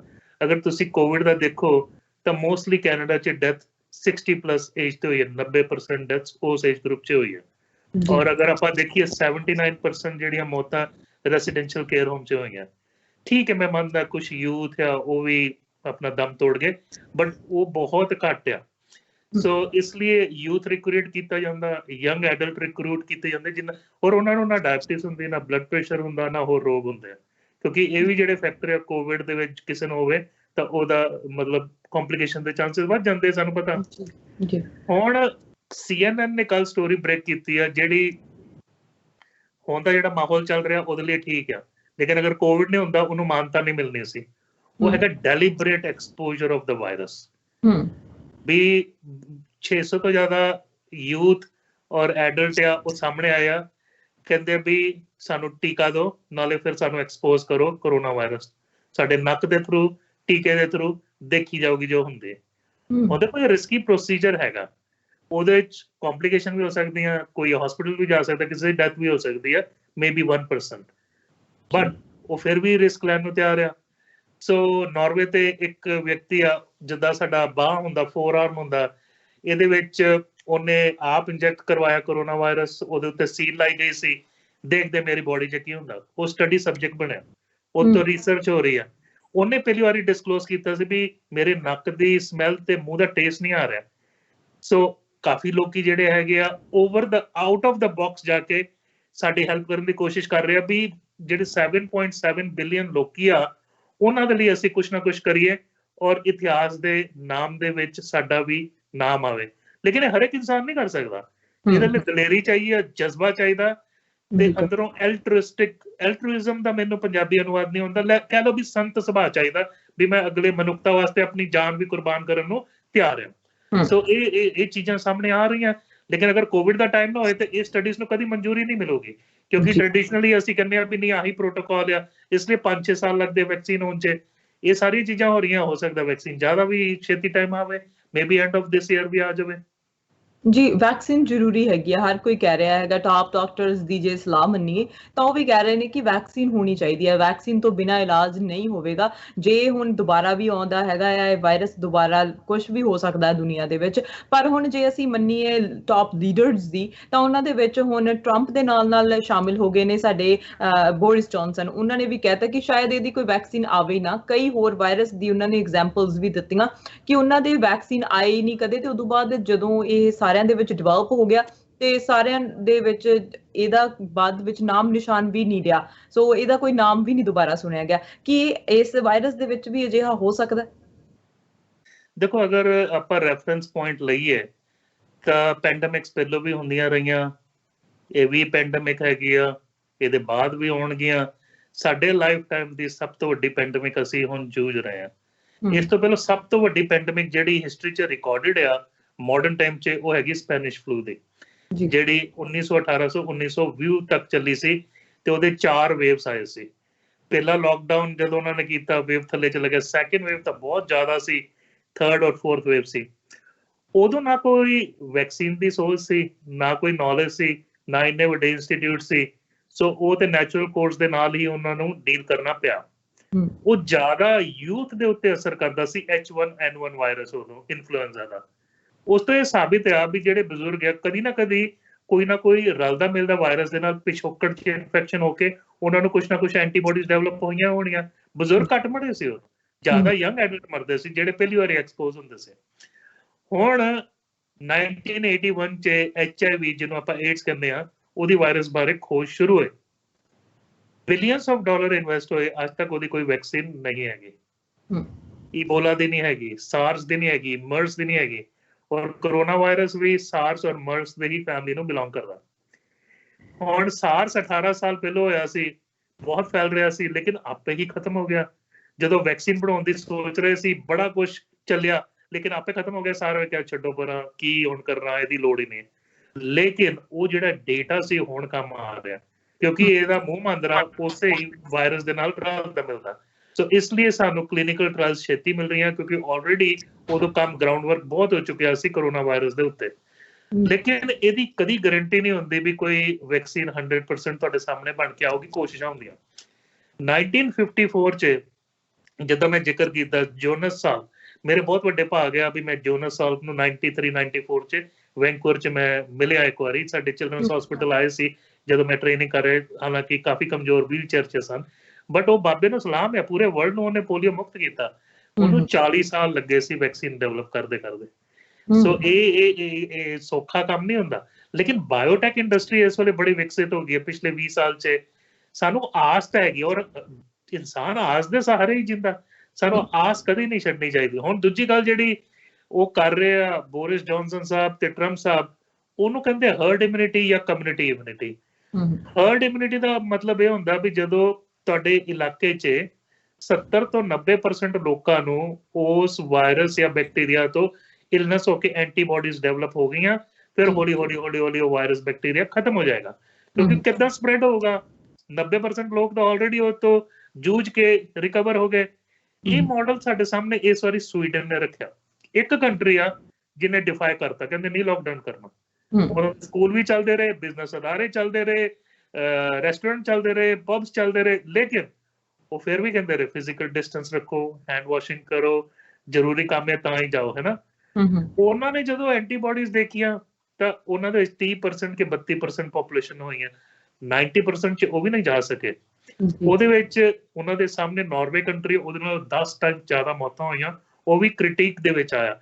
ਲੇਕਿਨ ਉਹਨਾਂ ਦੀ ਵੀ ਡੈਥ ਜਿਹੜੀ ਹੈਗੀ ਮੋਸਟਲੀ ਸੀਨੀਅਰ ਹੋਮ 'ਚ ਹੋਈ, ਓਲਡ ਪੋਪੂਲੇਸ਼ਨ 'ਚ ਹੋਈ। ਹੁਣ ਜਿਹੜੀ ਕਮਿਊਨਿਟੀ ਇਮਿਊਨਿਟੀ ਆ, ਅਗਰ ਨਾਰਥ ਅਮਰੀਕਾ ਦੀ ਗੱਲ ਕਰੀਏ ਤਾਂ ਅਸੀਂ ਤਾਂ ਟੈਸਟਿੰਗ ਸ਼ੁਰੂ ਨਹੀਂ ਕੀਤੀ ਸੀ ਅਜੇ। ਅੱਜ ਹੀ ਹੈਲਥ ਕੈਨੇਡਾ ਨੇ ਇਹਦੀ ਪ੍ਰਵਾਨਗੀ ਦਿੱਤੀ ਆ। ਡਾਇਓਸੋਰਿਨ ਜਿਹੜੀ ਮੈਂ ਗੱਲ ਕੀਤੀ ਆ, ਅਮਰੀਕਾ 'ਚ ਹੋ ਰਹੀ ਆ। ਤੇ ਐਂਡਰੂ ਕੁਮੋ ਸਾਹਿਬ ਜਿਹੜੇ ਨਿਊਯਾਰਕ ਦੇ ਗਵਰਨਰ ਆ, ਉਹਨਾਂ ਨੇ ਜਦੋਂ ਕੁਝ ਹਫ਼ਤੇ ਪਹਿਲਾਂ ਇਹਦੀ ਐਂਟੀਬੋਡੀ ਟੈਸਟਿੰਗ ਕਰਵਾਈ ਸੀ ਡਿਫਰੈਂਟ ਕਾਊਂਟੀਜ਼ ਨਿਊਯਾਰਕ 'ਚ, ਤੇ ਉਹਨਾਂ ਨੂੰ 23 ਤੋਂ 24% ਪੋਪੂਲੇਸ਼ਨ ਨੂੰ ਕੋਵਿਡ ਹੋ ਚੁੱਕਿਆ, ਇਹਦੇ ਆਸਾਰ ਨਜ਼ਰ ਆਏ ਸੀ। ਉਹਨਾਂ ਨੂੰ ਮੇਬੀ ਬੋਲਡ ਮਾਈਲਡ ਲੱਛਣ ਹੋਣਗੇ, ਜਾਂ ਕਈਆਂ ਨੂੰ ਇਹ ਵੀ ਨਹੀਂ ਪਤਾ ਵੀ ਉਹਨਾਂ ਨੂੰ ਕੋਵਿਡ ਹੋਇਆ ਕਿ ਨਹੀਂ ਹੋਇਆ। ਤੁਸੀਂ ਇੱਥੇ ਦੇਖੋ ਬ੍ਰਿਟਿਸ਼ ਕੋਲੰਬੀਆ 'ਚ ਅਸੀਂ ਪਹਿਲੇ ਮੁੱਢਲੀ ਟੈਸਟਿੰਗ ਉਹਨਾਂ ਦੀ ਕਰਦੇ ਸੀ ਜਿਹੜੇ ਹੈਲਥ ਕੇਅਰ ਵਰਕਰ ਸੀ, ਵੀ ਉਹਨੂੰ ਹੋਇਆ ਤਾਂ ਕਿਸੇ ਨੂੰ ਪਾਸ ਡਾਊਨ ਨਾ ਕਰੇ, ਉਹਦੀ ਟੈਸਟਿੰਗ ਹੁੰਦੀ ਸੀ, ਜਾਂ ਜਿਹੜਾ ਐਡਮਿਟ ਕਰ ਰਹੇ ਆ ਉਹਦੀ ਟੈਸਟਿੰਗ ਹੁੰਦੀ ਸੀ। ਜਿਹਦੇ ਸਿੰਪਟਮਸ ਬਹੁਤ ਮਾਈਲਡ ਸੀ ਉਹਨੂੰ ਕਹਿੰਦੇ ਸੀ ਭਲਿਆ ਲੋਕਾਂ ਤੂੰ ਘਰ ਜਾ, 14 ਦਿਨ ਆਈਸੋਲੇਸ਼ਨ 'ਚ ਰੱਖ, ਕੋਈ ਟੈਸਟਿੰਗ ਦੀ ਲੋੜ ਨਹੀਂ, ਕਿਉਂਕਿ 14 ਦਿਨ 'ਚ ਅਗਰ ਮਾਈਲਡ ਸਿੰਪਟਮ ਹੈ ਤਾਂ ਠੀਕ ਹੁੰਦਾ। ਸੋ ਬਹੁਤ ਸਾਰੇ ਲੋਕਾਂ ਦੀ ਟੈਸਟਿੰਗ ਉਦੋਂ ਨਹੀਂ ਹੋਈ। ਸੋ ਐਂਟੀਬਾਡੀ ਟੈਸਟਿੰਗ ਦੇ ਨਾਲ ਪਤਾ ਲੱਗੂਗਾ ਵੀ ਸਾਡੇ ਆਵਾਮ 'ਚ ਕਿੰਨੇ ਲੋਕੀ ਜਿਹੜੇ ਹੈਗੇ ਉਹਨਾਂ ਨੂੰ ਇਮਿਊਨਿਟੀ ਹੋਈ ਆ। ਲੇਕਿਨ ਨਿਊਯਾਰਕ 'ਚ 22 ਜਾਂ 23% ਸੀ, ਸਵੀਡਨ 'ਚ 30 ਜਾਂ 32%, ਉਹਨਾਂ ਨੇ ਕੋਈ ਰਿਸਟ੍ਰਿਕਸ਼ਨ ਨਹੀਂ ਕੀਤੀ। ਸੋ ਸਾਨੂੰ ਅਜੇ ਇੰਨੀ ਇਨਫੋਰਮੇਸ਼ਨ ਨਹੀਂ ਹੈਗੀ, ਕਿਉਂਕਿ ਇਹ 4 ਮਹੀਨੇ ਪੁਰਾਣਾ ਵਾਇਰਸ ਆ, ਹੋ ਸਕਦਾ ਇਹਦੀ ਜਾਣਕਾਰੀ ਹੋਰ ਮਿਲੇ। ਦੂਜੀ ਗੱਲ ਐਂਟੀਬਾਡੀ ਦੀ ਇਹ ਹੁੰਦੀ ਹੈ, ਇਹਦਾ ਇਹ ਵੀ ਨਹੀਂ ਪਤਾ ਵੀ ਇਹਦੀ ਐਂਟੀਬਾਡੀ ਕੁਝ ਹਫ਼ਤੇ ਰਹਿਣੀ ਆ, ਕੁਝ ਮਹੀਨੇ ਰਹਿਣੀ ਆ, ਕੁਝ ਸਾਲ ਰਹਿਣੀ ਆ, ਕਿ ਸਦੀ ਵੀ ਰਹਿਣੀ ਆ। ਸੋ ਇਹ ਵੀ ਅਰਲੀ ਸਟੇਜਿਸ 'ਚ ਅਸੀਂ ਇਹਨੂੰ ਦੇਖ ਰਹੇ ਹਾਂ। ਐਂਟੀਬਾਡੀ ਜਿੱਦਾਂ ਤੁਸੀਂ ਦੱਸਿਆ ਕਿ ਕੀ ਇਹ ਬ੍ਰਿਟਿਸ਼ ਕੋਲੰਬੀਆ ਦੇ ਵਿੱਚ ਵੀ ਅਗਾਂਹ ਚੱਲ ਕੇ ਹੋ ਸਕਦਾ ਹੈਗਾ, ਸਾਡੇ ਇੱਥੇ ਕੈਨੇਡਾ ਦੇ ਵਿੱਚ ਵੀ, ਕਿ ਐਂਟੀਬਾਡੀ ਟੈਸਟ ਸ਼ੁਰੂ ਕੀਤੇ ਜਾਣ? ਜੀ ਐਂਟੀਬਾਡੀ ਟੈਸਟਿੰਗ ਨੂੰ ਪ੍ਰਵਾਨਗੀ ਮਿਲ ਚੁੱਕੀ ਹੈ। ਅੱਜ 1 ਮਿਲੀਅਨ ਟੈਸਟਿੰਗ ਹੋਣੇ ਆ ਆਉਣ ਵਾਲੇ 2 ਸਾਲ 'ਚ। ਔਰ ਸਭ ਤੋਂ ਪਹਿਲਾਂ ਜਿਹੜੇ ਹੈਲਥ ਕੇਅਰ ਵਰਕਰ ਆ, ਜਿਹੜੇ ਫਰੰਟ ਲਾਈਨ 'ਚ ਕੰਮ ਕਰ ਰਹੇ ਆ, ਜਿਹੜੇ ਐਟ ਰਿਸਕ ਪੋਪੂਲੇਸ਼ਨ ਹੈ, ਸਾਡੇ ਬਜ਼ੁਰਗ ਜਿਹੜੇ ਓਲਡ ਹੋਮ 'ਚ ਆ, ਉਹਨਾਂ ਦੇ ਉੱਤੇ ਕੀਤਾ ਜਾਊਗਾ ਤਾਂ ਕਿ ਉਹਨਾਂ ਦੀ ਸੇਫਟੀ ਦੇਖੀ ਜਾਏ। ਜਿਹਨੂੰ ਐਂਟੀਬਾਡੀ ਟੈਸਟ ਪੋਜ਼ਿਟਿਵ ਹੁੰਦਾ ਉਹਨੂੰ ਕਹਿ ਸਕਦੇ ਹਾਂ ਅਸੀਂ, ਭਾਈ ਤੇਰਾ ਇਮਿਊਨ ਸਿਸਟਮ ਤਗੜਾ, ਤੂੰ ਤਾਂ ਫਾਈਟ ਕੀਤਾ। ਜਿਹਦਾ ਨਹੀਂ ਆ ਉਹਦੀ ਪ੍ਰੋਟੈਕਸ਼ਨ ਹੋਰ ਜ਼ਿਆਦਾ ਚਾਹੀਦੀ ਸਾਨੂੰ, ਕਿਉਂਕਿ ਅਗਰ ਆਪਾਂ ਫਿਰ ਗੱਲ ਕੀਤੀ ਸੀ 79% ਡੈਥ ਤਾਂ ਰੈਸੀਡੈਂਸ਼ੀਅਲ ਕੇਅਰ ਹੋਮ 'ਚ ਹੋਈ, 90% ਡੈਥ 60+ ਏਜ ਗਰੁੱਪ 'ਚ ਹੋਈ। ਸੋ ਇਹ ਸਾਰੇ ਚੀਜ਼ਾਂ ਬਹੁਤ ਇੰਪੋਰਟੈਂਟ ਆ ਵੀ ਐਂਟੀਬਾਡੀ ਟੈਸਟ। ਜਦੋਂ ਮੈਂ ਐਂਟੀਬਾਡੀ ਟੈਸਟ ਦੀ ਗੱਲ ਹੋ ਰਹੀ ਸੀ, ਮੈਂ ਕੁਝ ਮਹੀਨਾ ਪਹਿਲਾਂ ਇੱਕ YouTube ਵੀ ਪਾਈ ਸੀ ਸੋਸ਼ਲ ਮੀਡੀਆ 'ਚ, ਇਹਦੇ 100 ਤੋਂ ਜ਼ਿਆਦਾ ਕੰਪਨੀਆਂ ਜਿਹੜੀਆਂ ਹੈਗੀਆਂ ਕਲੇਮ ਕਰਨ ਲੱਗ ਪਈਆਂ ਸੀ ਵੀ ਅਸੀਂ ਟੈਸਟ ਡਿਵੈਲਪ ਕਰ ਲਿੱਤਾ ਐਂਟੀਬਾਡੀ ਟੈਸਟ। ਕਈਆਂ ਨੇ ਨਾ ਡ੍ਰੌਪ ਖੂਨ ਦਾ ਲੈ ਕੇ, ਜਦੋਂ ਆਪਾਂ ਨਹੀਂ ਸ਼ੂਗਰ ਟੈਸਟ ਕਰਦੇ, ਉਹ ਜੀ ਬਣਾ ਲਿੱਤੀ ਤਾਂ ਕਿ ਤੁਹਾਡੇ ਘਰ ਬੈਠੇ ਤੁਹਾਨੂੰ ਡਾਇਗਨੋਸਿਸ ਮਿਲੇ। ਲੇਕਿਨ ਨਾ ਉਹ ਸੈਂਸਿਟਿਵ ਸੀ ਨਾ ਸਪੈਸੀਫਿਕ ਸੀ। ਸਿਰਫ 4 ਕੰਪਨੀਆਂ ਜਿਨ੍ਹਾਂ ਦਾ ਡੇਟਾ ਮਨਜ਼ੂਰ ਹੋਇਆ ਅਮਰੀਕਾ 'ਚ, ਉਹਦੇ 'ਚ ਐਬਟ ਸੀ, ਡਾਇਓਸੋਰਨ ਸੀ ਤੇ 2-3 ਹੋਰ ਕੰਪਨੀਆਂ ਸੀ, ਮੈਨੂੰ ਉਹਨਾਂ ਦੇ ਨਾਂ ਭੁੱਲ ਗਏ। ਲੇਕਿਨ ਕੈਨੇਡਾ ਨੇ ਸਿਰਫ ਡਾਇਓਸੋਰਨ ਨੂੰ ਪ੍ਰਵਾਨਗੀ ਦਿੱਤੀ ਆ। ਔਰ ਹਰ ਇੱਕ ਕੰਟਰੀ ਦਾ ਹੱਕ ਬਣਦਾ ਵੀ ਆਪਣੀ ਪੂਰੀ ਤਹਿਕੀਕਾਤ ਕਰਕੇ ਫਿਰ ਉਹ ਕੰਮ ਸ਼ੁਰੂ ਕੀਤਾ ਜਾਏ। ਸਾਡਾ ਜਿਹੜਾ ਐਂਟੀਬਾਡੀ ਟੈਸਟ ਹੋਗਾ ਉਹ ਜਿੱਦਾਂ ਆਪਾਂ ਲੈਬ 'ਚ ਨਹੀਂ ਬਲੱਡ ਲੈਂਦੇ ਆ, ਉਦਾਂ ਹੋਗਾ। ਲੈਬ ਤੋਂ ਫਿਰ ਜਾਊਗਾ, ਸਪਿਨ ਹੋਗਾ, ਉਹਦਾ ਜਿਹੜਾ ਸੀਰਮ ਆ ਉਹਦੇ ਵਿੱਚ IgG ਉਹਦਾ ਲੈਵਲ ਚੈੱਕ ਕੀਤਾ ਜਾਊਗਾ ਕੋਵਿਡ ਅਗੇਂਸਟ। ਔਰ ਇਹ ਡਾਇਓਸੋਰਨ ਦਾ ਜਿਹੜਾ ਟੈਕਨੋਲੋਜੀ ਆ ਉਸ ਆਧਾਰ ਦੇ ਉੱਤੇ ਕੀਤਾ ਜਾਊਗਾ। ਜਿੱਦਾਂ ਡਾਕਟਰ ਪੁਰ ਜੀ, ਹੁਣ ਡਾਕਟਰਸ ਨਰਸਿਸ ਨੂੰ ਸਲੂਟ ਹੈਗਾ ਆ ਕਿ ਫਰੰਟ ਲਾਈਨ ਦੇ ਉੱਤੇ ਕੰਮ ਕਰ ਰਹੇ ਹੈਗੇ ਨੇ, ਸਾਡੇ ਲਈ ਕੰਮ ਕਰ ਰਹੇ ਹੈਗੇ ਨੇ, ਕੋਵਿਡ ਪੇਸ਼ੈਂਟਸ ਦੇ ਨਾਲ ਡੀਲ ਕਰ ਰਹੇ ਨੇ, ਸਭ ਤੋਂ ਜ਼ਿਆਦਾ ਉਹ ਰਿਸਕ ਦੇ ਉੱਤੇ ਆਪਣੀ ਹੈਲਥ ਨੂੰ ਰੱਖ ਰਹੇ ਨੇ। ਤੇ ਹੁਣ ਹਾਲ ਹੀ ਦੇ ਵਿੱਚ ਤੁਸੀਂ ਵੀ ਇੱਕ ਸਿੱਖ ਡਾਕਟਰ ਹੈਗੇ ਹੋ ਤੇ ਬਹੁਤ ਸਾਰੇ ਡਾਕਟਰ ਤੁਹਾਡੇ ਵਰਗੇ ਜਿਹੜੇ ਨੇ ਉਹ ਕੋਵਿਡ-19 ਪੇਸ਼ੈਂਟਸ ਨੂੰ ਵੀ ਡੀਲ ਕਰ ਰਹੇ ਨੇ। ਉਹਨਾਂ ਨੂੰ ਕਿੰਨਾ ਔਖਾ ਹੁੰਦਾ ਹੋਏਗਾ ਡੀਲ ਕਰਨਾ, ਕਿਉਂਕਿ ਉਹਨਾਂ ਨੇ N95 ਮਾਸਕ ਸਾਰਾ ਦਿਨ ਪਾ ਕੇ ਰੱਖਣਾ ਹੈਗਾ ਆ। ਸੋ ਮਾਸਕ ਪਾਉਣਾ, ਸ਼ੀਲਡ ਪਾਉਣੀ, ਪੱਗ ਦੇ ਨਾਲ ਸ਼ੀਲਡ ਪਾਉਣੀ ਹੈ। ਸੋ ਉਹਨਾਂ ਨੂੰ ਕੀ ਡਿਫਿਕਲਟੀਆਂ ਜਿਹੜੀਆਂ ਸਾਹਮਣੇ ਆ ਰਹੀਆਂ ਨੇ, ਕੀ ਉਹ ਇਸ ਸਿਚੁਏਸ਼ਨ ਨਾਲ ਲੜਨ ਦੇ ਕਾਬਿਲ ਹੈਗੇ ਨੇ? ਬਿਲਕੁਲ, ਕਿਉਂਕਿ ਪੂਰੀ ਵਰਲਡ 'ਚ ਜਿਹੜੇ ਸਿੱਖ ਡਾਕਟਰ ਹੈਗੇ, ਦਸਤਾਰ ਵਾਲੇ, ਦਾੜੀ ਵਾਲੇ, ਜਿਹੜੇ ਸਿੱਖੀ ਸਰੂਪ 'ਚ ਹੈਗੇ ਆ, ਉਹ ਬਿਲਕੁਲ ਫਰੰਟ ਲਾਈਨ 'ਚ ਕੰਮ ਕਰ ਰਹੇ ਆ। ਔਰ ਜਿਹੜਾ ਹੈਗਾ ਇਹ ਸਾਡਾ ਮਤਲਬ ਹਿਪੋਕ੍ਰੈਟਿਕ ਓਥ ਹੈਗਾ ਵੀ ਅਸੀਂ ਜਦ ਤੱਕ ਇਸ ਪ੍ਰੋਫੈਸ਼ਨ 'ਚ ਹੈਗੇ ਆ, ਜਦ ਤੱਕ ਜਿੰਦੇ ਜਾਗਦੇ ਆ, ਅਸੀਂ ਸੇਵਾ ਭਾਵਨਾ ਦੇ ਨਾਲ ਕੰਮ ਕਰਨਾ ਹੀ ਕਰਨਾ। ਦੇਖੋ, ਇੱਕ ਸੋਲਜਰ ਹੈਗਾ, ਜਦੋਂ ਉਹ ਲੜਾਈ ਲੜਨ ਜਾਂਦਾ ਫਿਰ ਉਹ ਇਹ ਕਹਿ ਨਹੀਂ ਸਕਦਾ ਵੀ ਮੈਂ ਗਨ ਰੱਖਣੀ ਕਿ ਨਹੀਂ ਰੱਖਣੀ, ਮੈਂ ਮਤਲਬ ਦੂਜੀਆਂ ਚੀਜ਼ਾਂ ਰੱਖਣੇ ਕਿ ਨਹੀਂ ਰੱਖਣੀਆਂ, ਹਨਾ। ਜਾਂ ਤਾਂ ਉਹ ਸੋਲਜਰ ਪ੍ਰੋਫੈਸ਼ਨ 'ਚ ਹੀ ਨਾ ਆਵੇ ਅਗਰ ਉਹਨੂੰ ਇਸ ਗੱਲ ਤੋਂ ਮਤਲਬ ਨੁਕਤਾਚੀਨੀ ਆ। ਹੁਣ ਜਿਹੜਾ N95 ਮਾਸਕ ਹੈ ਜ਼ਿਆਦਾ 3M ਬਣਾਉਂਦੇ ਆ, ਉਹਨਾਂ ਦੀ ਵੈਬਸਾਈਟ 'ਚ ਹੈਗਾ ਵੀ ਅਗਰ ਦਾੜੀ ਆ ਤੇ ਮਾਸਕ ਪੂਰੀ ਤਰ੍ਹਾਂ ਫਿੱਟ ਨਹੀਂ ਹੋਊਗਾ। ਲੇਕਿਨ ਜਿਹੜਾ ਉਹਨਾਂ ਨੇ ਕਿਹਾ, ਉਹਨਾਂ ਨੂੰ ਇਹ ਮੇਰੇ ਖਿਆਲ ਨਾਲ ਸਿੱਖ ਕੰਸੀਡਰੇਸ਼ਨ ਤਾਂ ਲਿੱਤਾ ਹੀ ਨਹੀਂ, ਕਿਉਂਕਿ ਉਹਨਾਂ ਨੂੰ ਪਤਾ ਹੀ ਨਹੀਂ ਸੀ ਵੀ ਸਿੱਖ ਜਿਹੜੇ ਹੈਗੇ ਆ ਪੂਰੀ ਹੋਰੇ ਬੜੀ ਪੁਰਾਣੀ ਗਾਈਡਲਾਈਨ ਜਿਹੜੀ ਹੈਗੀ ਛਪੀ ਹੋਈ ਹੈ ਜਦੋਂ ਪਹਿਲੀ ਵਾਰੀ N95 ਜਿਹੜੇ ਮਾਸਕ ਬਣੇ ਸੀ। ਹੁਣ ਦੇਖੋ, ਮੈਂ ਫਿਕਸੋ ਲਾਉਣਾ ਹਨਾ, ਉਹਦੇ ਨਾਲ ਜਿਹੜੇ ਮੇਰੇ ਵਾਲ ਆ ਬਿਲਕੁਲ ਚਮੜੇ ਦੇ ਨਾਲ ਗਲੂ ਟਾਈਪ ਹੋ ਜਾਂਦੇ ਆ। ਉਹਦੇ ਉੱਤੇ ਮੈਂ N95 ਮਾਸਕ ਲਾ ਕੇ ਦੇਖਿਆ, ਬਿਲਕੁਲ ਫਿੱਟ ਹੁੰਦਾ। ਔਰ ਮੇਰਾ ਫਿਟ ਟੈਸਟ ਆਪਾਂ ਮਾਸਕ ਲਾ ਕੇ ਵੀ ਦੇਖ ਸਕਦੇ ਵੀ ਲੀਕੇਜ ਹੈਗੀ ਕਿ ਨਹੀਂ ਹੈਗੀ, ਉਹਨੂੰ ਕਹਿੰਦੇ ਫਿਟ ਟੈਸਟ ਬਿਲਕੁਲ ਪਾਸ ਸੀ। ਚਲੋ ਮੈਂ ਮੰਨਦਾ ਵੀ ਕਈਆਂ ਦੀ ਦਾੜੀ ਜਿਹੜੀ ਹੈਗੀ ਉਹ ਥੋੜੀ ਜਿਹੀ ਫਿਟ ਨਹੀਂ ਹੋ ਸਕਦੀ। ਇਹ ਹੁੰਦੀ ਹੈ ਠਾਠੀ। ਜਦੋਂ ਅਸੀਂ ਫਿਕਸੋ ਲਾਉਂਦੇ ਆ ਨਾ, ਇਹ ਠਾਠੀ ਬੰਨ੍ਹਦੇ ਆ। ਬਿਲਕੁਲ, ਜਦੋਂ ਆਪਾਂ ਠਾਠੀ ਬੰਨ ਲਈ ਆ ਨਾ, ਦੇਖੋ ਮੈਂ ਬੰਨ ਕੇ ਦੱਸਦਾ, ਤੁਸੀਂ ਮੈਨੂੰ ਪਹਿਲਾਂ ਦੱਸ ਦਿਓ ਤੇ ਮੈਂ N95 ਮਾਸਕ ਲੈ ਕੇ ਆਉਂਦਾ, ਮੇਰੇ ਕੋਲ ਨਹੀਂ ਆ। ਇਹਦੇ ਉੱਤੇ N95 ਲਾ ਲਓ, ਬਿਲਕੁਲ ਹੋਲਡ ਕਰਕੇ ਰੱਖਦਾ ਨਗਰੀ ਲਈ। ਹੁਣ ਡਾਕਟਰਾਂ ਦੀ ਸ਼ਿਫਟ ਜਿਹੜੀ ਹੈਗੀ 12 ਘੰਟੇ ਦੀ ਹੁੰਦੀ ਆ, ਸੋ 12 ਘੰਟੇ ਜਿਹੜੀ ਹੈਗੀ ਆ ਆਪਾਂ ਇਹ ਜਿਹੜਾ ਕਰ ਸਕਦੇ, ਕਿਉਂ ਨਹੀਂ ਵਿੱਚ ਅਸੀਂ ਬ੍ਰੇਕ ਵੀ ਲੈ ਸਕਦੇ ਆ, ਰੋਟੀ ਖਾਣ ਵਾਸਤੇ, ਚਾਹ ਪੀਣ ਵਾਸਤੇ, ਪਾਣੀ ਪੀਣ ਵਾਸਤੇ, ਉਦੋਂ ਫਿਰ ਆਪਾਂ ਲਾ ਸਕਦੇ ਆ, ਫਿਰ ਲਾ ਸਕਦੇ ਆ। ਦੂਜੀ ਇੱਕ ਹੁੰਦੀ ਆ ਪਿਊਰੀਫਾਈਡ 에ਅਰ ਮਾਸਕ। ਅਗਰ ਪਹਿਲਾਂ ਤੁਸੀਂ ਮੈਨੂੰ ਦੱਸਦੇ ਵੀ ਇਹ ਤੁਸੀਂ ਸਵਾਲ ਪੁੱਛਣਾ ਸੀ, ਮੈਂ ਉਹਦੀ ਫੋਟੋਆਂ ਤੁਹਾਨੂੰ ਦੱਸਦਾ। ਉਹ ਇਹ ਹੁੰਦਾ ਵੀ ਤੁਸੀਂ ਦੇਖਿਆ ਹੋਣਾ ਜਿਹੜਾ ਵਾਇਰਲ ਲੈਬ ਤੇ ਕੰਮ ਕਰਦਾ ਉਹਨੇ ਆਪਣੇ ਸਿਰ ਦੇ ਉੱਤੇ ਪਾਇਆ ਹੁੰਦਾ, ਅੱਗੇ ਸ਼ੀਲਡ ਹੁੰਦੀ ਆ, ਜੇ ਤੁਸੀਂ ਐਸਟਰੋਨੌਟ ਕਹਿ ਲਓ ਹਨਾ, ਤੇ ਪਿੱਛੇ ਟਿਊਬ ਹੁੰਦੀ ਆ ਜਿਹੜਾ ਐਕਚੁਅਲੀ 100% ਇਫੈਕਟਿਵ ਹੈ। 95 ਦਾ ਮੀਨਿੰਗ N95 ਦਾ ਮੀਨਿੰਗ ਆ ਵੀ ਤੁਹਾਨੂੰ 95% ਚਾਂਸ ਹੈ ਵੀ ਕੋਵਿਡ ਤੁਹਾਡੇ ਵਿੱਚ ਨਹੀਂ ਆਊਗਾ, ਉਹ 100% ਫਿਰ ਸੇਫ ਨਹੀਂ ਆ। ਜਿਹੜਾ 에ਅਰ ਪਿਊਰੀਫਾਈਡ ਮਾਸਕ ਹੈਗਾ ਉਹ 100% ਸੇਫ ਹੈ। ਸੋ ਆਪਸ਼ਨਸ ਬਹੁਤ ਸਾਰੀਆਂ ਅਵੇਲੇਬਲ ਹੈਗੀਆਂ, ਔਰ ਇਹਦੇ ਵਿੱਚ ਇੱਕ ਜੋ ਵੀ ਹੈਗਾ ਸਾਡੇ ਮੈਡੀਕਲ ਅਦਾਰਾ, ਇਹਨਾਂ ਨੂੰ ਆਪਸ 'ਚ ਡਾਕਟਰਾਂ ਨੂੰ ਡਿਸਕਸ ਕਰਨਾ ਚਾਹੀਦਾ। ਅਗਰ ਮੈਨੂੰ ਸਮਝੋ ਇਹੋ ਜਿਹੀ ਕੋਈ ਕੁਐਸਚਨ ਹੈ ਤੇ ਮੈਨੂੰ ਕਿਸੇ ਹੋਰ ਡਾਕਟਰ ਤੋਂ ਪੁੱਛਣਾ ਚਾਹੀਦਾ, ਬਜਾਏ ਕਿ ਮੈਂ ਹੋਰ ਦੇਖੋ ਮੈਂ ਬਹੁਤ ਸਤਿਕਾਰ ਕਰਦਾ ਸਾਰੇ ਧਾਰਮਿਕ ਅਦਾਰਿਆਂ ਦਾ, ਗੁਰਦੁਆਰਿਆਂ ਦਾ, ਲੇਕਿਨ ਜਿਹੜੇ ਗੁਰਦੁਆਰੇ ਦੇ ਜਿਹੜੇ ਲੋਕ ਆ ਉਹਨਾਂ ਨੂੰ ਮੈਡੀਕਲ ਨੌਲੇਜ ਨਹੀਂ ਪਤਾ, N95 ਬਾਰੇ ਨਹੀਂ ਪਤਾ। ਸੋ ਤੁਹਾਨੂੰ ਕਿੱਦਾਂ ਗਾਈਡਲਾਈਨਸ ਦੇਣਗੇ ਉਦੋਂ ਵੀ ਭਲਿਆ ਲੋਕਾਂ N95 ਤੂੰ ਲਾ ਜਾਂ ਤੂੰ ਆਪਣੇ ਵਾਲ ਕਟਾ ਵਗੈਰਾ, ਕਿਉਂਕਿ ਉਹਨਾਂ ਨੂੰ ਆਪ ਨੂੰ ਇਹਦਾ ਬੋਧ ਨਹੀਂ ਹੈਗਾ। ਹੁਣ ਤੁਸੀਂ N95 ਪਹਿਲੀ ਵਾਰ ਸੁਣਿਆ ਹੋਣਾ ਜਦੋਂ ਕੋਵਿਡ ਆਇਆ, ਤੁਹਾਨੂੰ ਵੀ N95 ਦੇਖੋ ਜਿਹੜਾ ਨਾਰਮਲ ਸਰਜੀਕਲ ਮਾਸਕ ਹੁੰਦਾ ਜਿਹੜਾ ਨੀਲੇ ਰੰਗ ਦਾ ਹੁੰਦਾ, ਤੁਸੀਂ ਮੂਵੀਜ਼ 'ਚ ਦੇਖਦੇ ਹੋ ਜਾਂ ਸਰਜਨ ਆਪਰੇਟ ਵੀ ਕਰਦਾ, ਉਹ ਹੈਗਾ N75 ਜੋ 75% ਤੁਹਾਨੂੰ ਪ੍ਰੋਟੈਕਟ ਕਰਦਾ। ਜਿਹੜਾ N95 ਹੈਗਾ ਇਹ 95, ਜਿਹੜਾ ਮੈਂ ਪਿਊਰੀਫਾਈਡ 에ਅਰ ਮਾਸਕ ਕਹਿੰਦਾ ਉਹ 100% ਪ੍ਰੋਟੈਕਟਿਵ ਹੈ। ਸੋ ਆਪਸ਼ਨਸ ਅਵੇਲੇਬਲ ਹੈਗੀਆਂ ਔਰ ਹਰ ਹੈਲਥ ਏਜੰਸੀ ਤੁਹਾਡੇ ਨਾਲ ਕੰਮ ਕਰਨ ਨੂੰ ਤਿਆਰ ਹੈਗੀ ਆ। ਜਦ ਮੈਂ ਬਹੁਤ ਜ਼ਿਆਦਾ ਕੰਮ ਕਰਦਾ ਸੀ ਸਰੀ ਮੈਮੋਰੀਅਲ ਹਸਪੀਟਲ, ਜਦੋਂ ਸਾਰਸ ਦਾ ਟਰਬਲ ਸੀ 2002 2003, ਉਦੋਂ ਐਕਚੁਅਲੀ ਉਹਨਾਂ ਨੇ ਮੇਰੇ ਲਈ ਪਿਊਰੀਫਾਈਡ 에ਅਰ ਮਾਸਕ ਲਿੱਤਾ ਸੀ ਜਿਹੜਾ $1800 ਦਾ ਉਸ ਟਾਈਮ ਤੇ ਹੁੰਦਾ ਸੀ। ਦੇਖੋ ਹੈਲਥ ਵਾਲੇ ਤੁਹਾਡੇ ਨਾਲ ਕੰਮ ਕਰਨਾ ਚਾਹੁੰਦੇ ਆ ਵੀ ਇਹਨੇ ਪੱਗ ਬੰਨੀ, ਪੱਗ ਇਹਨੇ ਲਾਉਣੀ ਨਹੀਂ, ਦਾੜੀ ਇਹ ਬੰਦਾ, ਚਲੋ ਇਹਨੂੰ ਪ੍ਰੋਟੈਕਸ਼ਨ 100% ਦਈਏ। ਸੋ ਇਹ ਕਮਿਊਨੀਕੇਸ਼ਨ ਦੀ ਇਹਦੇ ਵਿੱਚ ਲੋੜ ਹੈਗੀ ਆ। ਜੀ ਬਿਲਕੁਲ ਡਾਕਟਰ ਬੁਰਜੀ, ਆਪਣੇ ਕੋਲ ਇਹ ਟਾਈਮ ਲਿਮਿਟਡ ਹੈਗਾ ਆ, ਹੋਰ ਬਹੁਤ ਕੁਝ ਹੈਗਾ ਆ, ਪਰ ਹਰੇਕ ਵੀਕ ਦੀ ਤਰ੍ਹਾਂ ਇਸ ਵੀਕ ਵੀ ਤੁਸੀਂ ਸਾਨੂੰ ਅਪਡੇਟਸ ਦਿੱਤੀਆਂ ਨੇ। ਸੋ ਕੋਸ਼ਿਸ਼ ਕਰਾਂਗੇ ਕਿ ਨੈਕਸਟ ਵੀਕ ਵੀ ਤੁਸੀਂ ਇਸੇ ਤਰ੍ਹਾਂ ਸਾਨੂੰ ਅਪਡੇਟ ਦਿਓ ਕਿ ਨੈਕਸਟ ਵੀਕ ਕੀ ਹੋਇਆ ਹੈਗਾ ਆ। ਪਰ thank you so much time ਚੋਂ ਟਾਈਮ ਕੱਢਣ ਦੇ ਲਈ। ਤੁਸੀਂ ਕਲੀਨਿਕ ਵੀ ਜਾਂਦੇ ਹੋ, ਘਰ ਚੋਂ ਵੀ ਵਿਰਚੁਅਲ ਕਾਲ ਕਰਦੇ ਹੋ, ਪਰ ਉਸ ਟਾਈਮ ਚੋਂ ਟਾਈਮ ਕੱਢ ਕੇ ਸਾਨੂੰ ਇਨਫੋਰਮੇਸ਼ਨ ਵੀ ਦਿੰਦੇ ਹੋ। ਧੰਨਵਾਦ ਤੁਹਾਡਾ। ਬਹੁਤ ਬਹੁਤ ਧੰਨਵਾਦ। ਮੈਂ ਇੱਕ ਗੱਲ ਤੁਹਾਡੇ ਨਾਲ ਸ਼ੇਅਰ ਕਰਨਾ ਚਾਹੁੰਦਾ ਜੀ। ਆ ਹੈਗਾ 1 ਏਦਾਂ 1 ਹੈ ਨਾ, ਠੀਕ ਹੈ, ਆ ਹੈਗੇ 0 ਹੈ ਨਾ, ਇੱਕ ਦੇ ਪਿੱਛੇ ਜਿੰਨੇ ਮਰਜ਼ੀ 0 ਲਾ ਲਓ ਉਹ ਵੱਧਦਾ ਜਾਊਗਾ, ਮਿਲੀਅਨਸ, ਬਿਲੀਅਨਸ, ਟ੍ਰਿਲੀਅਨ, ਲੇਕਿਨ ਅਗਰ ਇੱਕ ਡਿੱਗ ਗਿਆ ਤੇ 0 ਹੀ ਰਹਿਣਾ। ਬਿਲਕੁਲ, ਦਿਸ ਇਜ਼ ਯੋਰ ਹੈਲਥ। ਅਗਰ ਹੈਲਥ ਨਹੀਂ ਤੇ ਕੁਛ ਨਹੀਂ ਹੈਗਾ। ਸੋ ਵੈਲਥ, ਪੋਜੀਸ਼ਨ, ਪ੍ਰੋਪਰਟੀਜ਼, ਸਾਰਾ ਕੁਝ ਜਿਹੜਾ ਹੈਗਾ ਉਹ ਬਾਅਦ ਚ ਆਉਂਦਾ, ਉਹ 0 ਹੈਗਾ। ਤੁਹਾਡੀ ਸਿਹਤ ਬਹੁਤ ਜ਼ਰੂਰੀ ਆ। ਜਾਨ ਹੈ ਤਾਂ ਹੀ ਜਹਾਨ ਹੈ। ਅਗਲੇ ਹਫਤੇ ਫਿਰ ਮਿਲਾਂਗੇ। ਔਰ ਜੀ ਤੁਸੀਂ ਬਹੁਤ ਸੋਹਣਾ ਕੰਮ ਕਰ ਰਹੇ ਹੋ। ਖੁਸ਼ ਰਹੋ, ਆਬਾਦ ਰਹੋ, ਹੱਸਦੇ ਰਹੋ, ਵਸਦੇ ਰਹੋ। ਵਾਹਿਗੁਰੂ ਜੀ ਕਾ ਖਾਲਸਾ, ਵਾਹਿਗੁਰੂ ਜੀ ਕੀ ਫਤਿਹ ਜੀ। ਅੱਜ ਗੱਲਬਾਤ ਹੋਈ ਡਾਕਟਰ ਪੁਰਜੀ ਦੇ ਨਾਲ, ਜਿਹੜੇ ਹਰੇਕ ਵੀਕ ਦੀ ਤਰ੍ਹਾਂ ਇਸ ਵੀਕ ਵੀ ਸਾਨੂੰ ਅਪਡੇਟ ਦੇ ਕੇ ਗਏ ਨੇ ਕਿ ਕੀ ਕੁਝ ਹੋ ਰਿਹਾ ਹੈਗਾ ਮੈਡੀਕਲ ਦੀ ਦੁਨੀਆ ਦੇ ਵਿੱਚ, ਕੀ ਕੁਝ ਕੀਤਾ ਜਾ ਰਿਹਾ ਹੈਗਾ COVID-19 ਤੋਂ ਬਚਾਉਣ ਦੇ ਲਈ। BC ਦੇ ਵਿੱਚ ਜਿਹੜੀ ਐਮਰਜੈਂਸੀ ਹੋਰ ਵਧਾ ਦਿੱਤੀ ਗਈ ਹੈ, ਰੀਓਪਨ ਹੋ ਰਹੇ ਨੇ ਬਿਜ਼ਨਸ, ਪਰ ਹੁਣ ਸਾਡੀ ਇੰਡੀਵਿਜੂਅਲ ਤੌਰ ਤੇ ਜ਼ਿੰਮੇਵਾਰੀ ਬਣਦੀ ਹੈ ਕਿ ਅਸੀਂ ਉਹਨਾਂ ਗਾਈਡਲਾਈਨਸ ਨੂੰ ਫੋਲੋ ਕਰੀਏ ਤੇ COVID-19 ਦੇ ਪ੍ਰਕੋਪ ਤੋਂ ਦੂਰ ਰਹੀਏ। ਦੇਖਦੇ ਰਹੋ ਸਾਂਝਾ TV। ਮੈਨੂੰ ਅਰਸ਼ਦੀਪ ਨੂੰ ਦਿਓ ਇਜਾਜ਼ਤ। ਸਤਿ ਸ਼੍ਰੀ ਅਕਾਲ।